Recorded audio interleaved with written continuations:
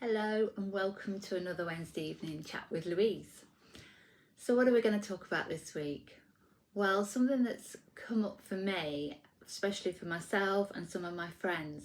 I don't know about you, but a lot of people hit the floor running in January, kind of things, at the beginning of a new year, we've always got all these ideas about what we're going to get done and we're all fired up and we're all really enthusiastic. But sometimes I think we forget about the here and now. And are we actually enjoying the here and now? Are we even here in that little bit, this second, this minute? And it got me thinking, because I'm guilty of it. I can plan ahead, and I can have my 6 months, so many months, 5-year plan if you like. And you just start to think to yourself, I'm living for when that happens. I'm living for when this happens. Sometimes it's so important that, well, all the time I think it's important that we're actually thinking about today, because we can't change what happened a minute ago. We can't change what happened in the past. We've really only got so much control over what's going to happen in our futures. So I'm kind of thinking about how can we learn to really live for each minute. And one of the things that got me thinking about it was, I sometimes wake up in the middle of the night, especially 3 o'clock's my time, going, I've got to do this, I've got that to do, I didn't do this today, I didn't do that. So breathing techniques have really helped me. We have this fight or flight mode that is sort of genetically imprinted in us from the caveman days, where you needed to get out of there if you're going to be eaten alive by an animal. Whereas now it tends to be stress related, if you like. So we manifest that by worrying about things we haven't done or things we should be doing. So the first one I learned was the box breathing, where you breathe in for 5, hold for 5, breathe out for 5, hold for 5, and repeat. And I've been told that the Marines use this. It's helping them calm in combat.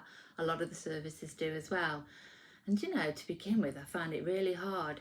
It was that when I'd given that last breath and totally nothing left in my lungs, I'd let all the air out, and that fear just to hold it for 5 seconds till you could draw a breath again. So that was really interesting. And another one that once I got the hang of that and it didn't start to raise such panic in me, if you like, the other one was to breathe in for 4, breathe out for 6. And by doing that, because you're not doing that like you would when you were anxious or worried or something like that, the body then immediately starts to calm itself down. So that's kind of my first tip for, let's just get ourselves calm enough to then start thinking about the here and now.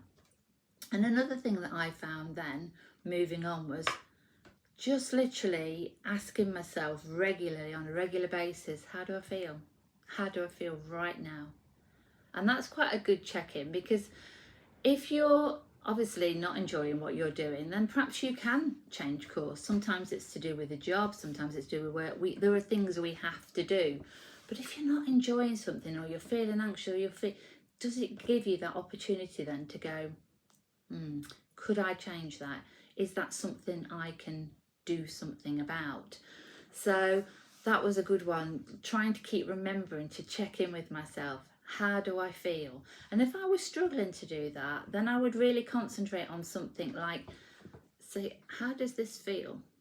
And and just really think about something very simple, that, yes, the fleece is soft, the fabric, it makes a noise when I put just give you that self a few seconds to focus on something really mundane, just to bring you back to the now.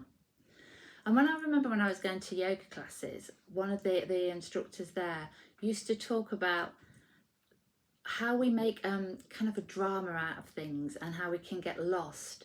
So we're not saying don't have all these thoughts come into our heads.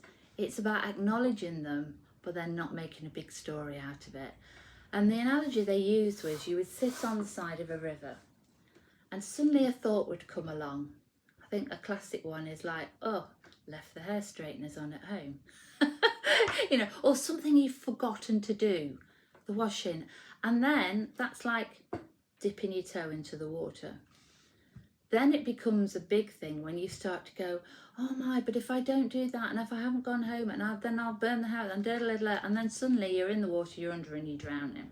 And I love that analogy, because it's like you've made such a big thing out of this, suddenly you've got lost in that whole story. Can you feel your anxiety rising? I felt my anxiety coming up again about that. And it was just like, yes.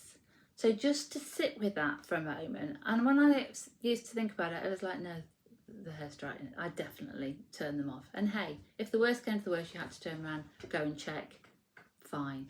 But it's a bit like leaving the washing in the washing machine. You know, okay, so you won't get it out, or what. But what's the worst that could happen?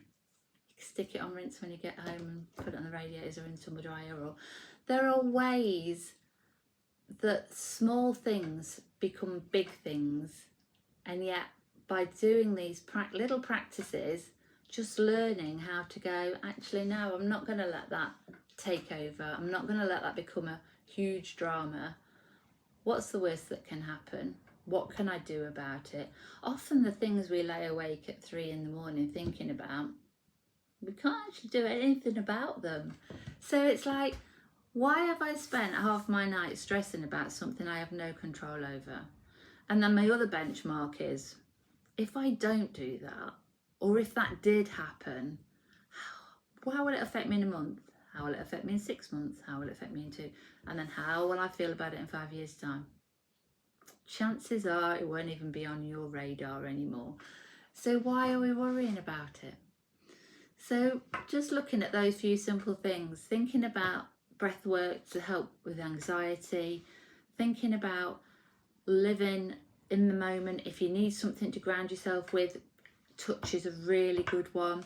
Sometimes for people, music can help as well. If there's a particular piece of music, if you can put that on, if you've got it on your phone or something like that, put that on, and immediately that helps you to recognise, to bring yourself back to now. And then think about, what's the worst thing that can happen? What's the worst? And 9 times out of 10, when you look at the time period over it, it's not going to affect you in any way, shape or form. And then when you look at the now, if you like, we're actually living our lives then, rather than living them for an event that may or may not happen. Or when this happens, then I'll do this. Or when that happens, I'll feel like this. Whereas now we can just go, how do I feel now? And really the best thing you can do for yourself in life is to find your happiness. What makes you happy?